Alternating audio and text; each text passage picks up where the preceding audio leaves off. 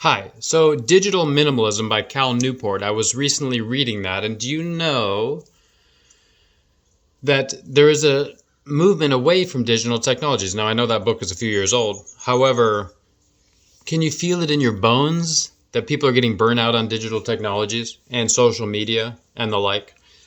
So, I've had this kind of back and forth with these media systems for years, even in maybe it was 2004 or so. I upgraded to a flip phone. That has its pros and cons, that has its challenges. It's not that easy to navigate the world once you're used to the GPS and such on a flip phone, though you do get more privacy. So some of the little hacks and minimalist digital tools I play with are the Remarkable 2, which is a writing tablet, kind of like a Kindle Paperwhite, which I also use a Kindle Paperwhite for reading. There's a Light phone, which is just a basic black and white phone that accesses basic apps. And there are a few other things. There are like self-control is an app on the computer. You can block any apps that you find problematic. You can get off of social media, which I was off for many years. Recently came back on to test out organic marketing, which means you reach out to people kind of cold and just start chatting. And that's not very aligned for me in the way that it's taught oftentimes. So I do have social media accounts, and it's just trying to find this balance. Like a lot of people come up with their own rules, their own systems that work for them. For instance, you could just have social media on your computer and not on your phone. Maybe then you're not walking around all day like hooked on checking it. You could come off it for a time, a year, 30 days, 60 days. The essential thing is that we don't really need most of these tools. They're just distractions. And if you're using distractions, your energy is going somewhere else other than what you want to create. So make sure you replace what you want to replace, what you want to get rid of with something empowering. I know I just said replace twice. The superpower is that you become the most present person in your vicinity. This is a superpower for creativity and marketing and relationship and dating and parenting, because most people aren't present.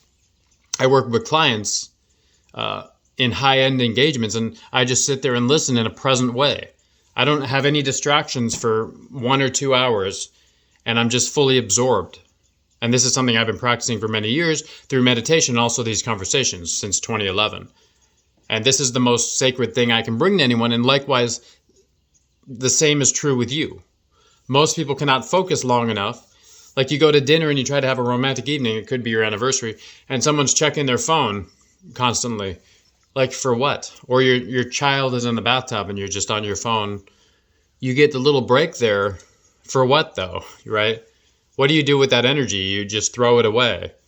And we know now that these companies have designed these things to be super addictive. Look at the book Hooked and the book Indistractable by Nir Eyal, I think his name is. Now, these are the adversaries in your journey of becoming human. So if you look at it in the religious archetypal sense, the Satan, it's anything that pulls you away from being human and being alive, the Christ archetype. We need to realize that for what it is.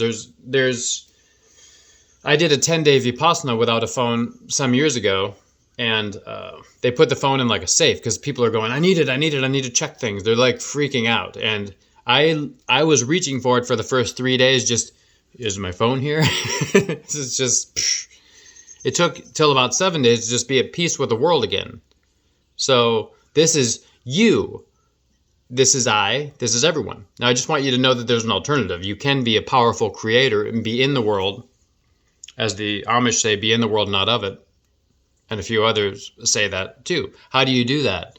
You can find a balance and harness the power of these tools without letting them destroy your life, destroy the quality of your attention, like become human again. So this is an invitation to become human again. And some of these tools are do a cleanse, get rid of all non-essentials, reassess, find digital minimalist tools. You know, I'm also into vintage typewriters. Sit and write and have this beautiful declaration, manifesto, whatever you want to create without the litany of digital distractions, without the mind-numbing influence of the screen. And this is also a world phenomenon, revolution that's spreading all over. Typewriters are cropping up all over the world. They don't make them like that anymore. So that's kind of an analog.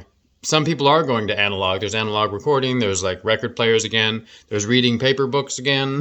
Like, not that you've necessarily given up all those things. It's just finding the balance and finding the tools that work for you and setting your own rules. And these need to be outside the norm of the paradigm, the normal structure of society, because it's going to pull you into those addictive principles. For one thing, everyone's on those. So it's like everyone's on those to such an extent that they're inundated with that propaganda. So it's kind of like in the Matrix. Those are the agents. If they look up glossy-eyed from this device, what are you doing? You're not on this thing? There's a primal tribal thing that's programming certain people to do certain things. Be one of the revolutionaries, the people willing to break out of that. And you can be, what are we going to say, a top 1% of consciousness? For sure. Because those are the leaders of the modern age. And I've been looking at this esoteric Christian teachings from Steiner and Christ as this archetypal story and such, as this being that refuses to become inhuman in this world of Ahrimanic and Luciferic influences and goes to die for that. And that's the kind of conviction you need to create, we need to create. It's unlikely you're going to die for that. However, what are you living for? What are you standing for? Are you missing your life based on these feeds, programmed addictions, dopamine hits, all these things? So-and-so's doing this, so-and-so's doing this. Their life looks so good. I'm learning this. I'm always in touch with the news. My ego knows so much about this aspect of the news. That's not something you're going to go in the afterlife or on the deathbed and like, oh, I'm sure I'm glad I knew the news. I'm sure I'm glad I kept in touch with what these people that were my acquaintances are up to for all those years. I'm glad I knew like how their baby grew up. There's a much more profound connection where you have a phone call or you meet with someone and both of your lives change because you're human. I have some good friends I only talk to a couple times a year. When I meet them, we're like blazingly in contact with one another and we love each other. And I don't even see them on social media. I don't know what they're up to. So when I see them, I say, hey, how are you doing? I don't know all the false answers in my mind. My mind isn't full of all of those presumptions based on, oh, I saw you post a picture of what you're eating. I saw you were out with your girlfriend. You look like you were on a private jet, blah, blah, blah, blah, blah. Because those are just someone's curated idea of what they think they're supposed to put out there, especially if someone's pretending to be vulnerable and putting out all that stuff. That's another curated idea. It's just a different one.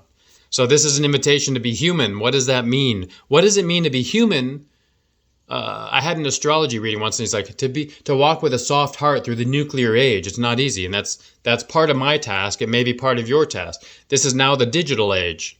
And Steiner wrote all about this. Like there's this digital kind of doppelganger, this digital double. You develop senses, like children are hyper intuitive about technology because we develop this sort of Ahrimanic lens and this Luciferic lens, actually part of our eye, that helps us interact with this digital world. So you can get esoteric and intellectual about it, and you can just see, like, where do I feel most alive? Where is this throb and flow in my body? When it's occurring, what am I doing? 99 times out of 100, you're not sitting on social media, oh, I feel truly alive, you know? What are you doing? You're sailing, you're out on a walk, you're out with your dog, you're maybe with your kids, you're maybe meditating, you're maybe out to dinner with wine, like talking to someone. The influences that are ancient that we've evolved with being human. So check your best life experiences and let me know if you were just on a phone, okay, whatever you want to call it. Like initially, Steve Jobs thought this iPhone was the best iPod yet, and it could also make calls. He didn't really know, famously, that all this other stuff was going to arise out of that. And he didn't know that there'd be, in Japan, literal clinics to detox from this craziness, where you now need a phone, you need your sleep app, you need to check the weather, you need to check the phone, like you need to check the time, you don't have a watch anymore. Everything's been replaced into this little box. What's the caveat there? You're hooked on this little box. You need a box to go walk down the street because you need to map where you are, or in case your so-and-so needs to reach you. So break free of that. You're a human. This is a beautiful time to be alive. Beautiful, powerful tools, and we can use them instead of letting them use us. Thank you.